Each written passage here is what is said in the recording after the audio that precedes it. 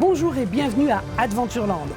Avez-vous déjà remarqué qu'à certains endroits du parc, vous passez d'une atmosphère à une autre sans vous en rendre compte, très naturellement? Eh bien aujourd'hui, je vous révèle l'art de faire des transitions sans en avoir l'air.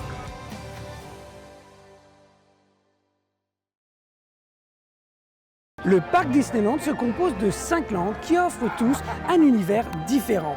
Depuis Central Plaza, il est très facile de se rendre compte de l'univers de chacun de ces landes.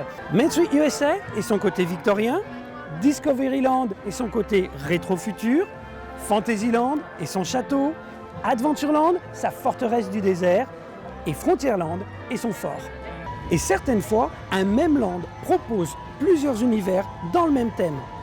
Adventureland, par exemple, avec un côté mille et une nuits, africain ou des îles. Mais comment conjuguer toutes ces histoires de façon à ne pas choquer?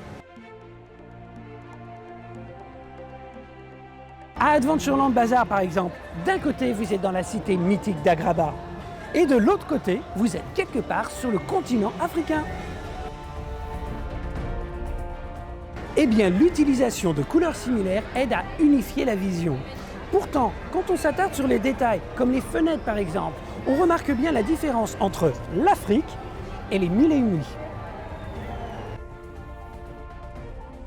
Mais Adventureland fait face à un défi supplémentaire. En plus de son entrée principale depuis Central Plaza, il possède des passages directs avec Fantasyland et Frontierland. Pour assurer la transition, la musique d'un land diminue pour laisser place à la musique de l'autre land sans cacophonie. Les lampes également, elles ont des formes similaires, mais elles changent de couleur en fonction du land où elles sont. Enfin, la végétation est importante. Elle change de couleur et de composition au fil du passage. Les grandes feuilles vertes de la jungle indienne laissent place aux conifères bleutés du Far West. Pour passer de Adventureland à Fantasyland, la transition se fait par l'architecture grâce à des univers nautiques. Regardez comment l'univers des pirates fait la liaison entre Pirates of the Caribbean et Peter Pan's Flight.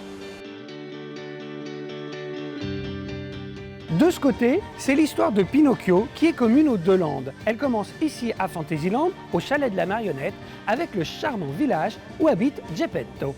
À l'intérieur, on retrouve cette idée de petit village et l'histoire de Pinocchio est racontée sur les fresques murales. L'architecture du restaurant suit la logique de l'histoire. Ici, on arrive au moment où Geppetto a quitté le petit village et a été avalé par Monstro la baleine. Cette partie volontairement plus sombre de l'établissement nous permet de nous retrouver avec lui à l'intérieur de l'estomac de la baleine, mais aussi avec toutes les épaves qu'elle a déjà avalées. On y entend également une musique nautique qui s'accorde très bien avec ce qu'il y a derrière ces portes, puisqu'on se retrouve dans l'univers des pirates d'Adventureland. Vous êtes passé logiquement et naturellement d'un land à l'autre sans vous en rendre compte grâce à la richesse de l'histoire.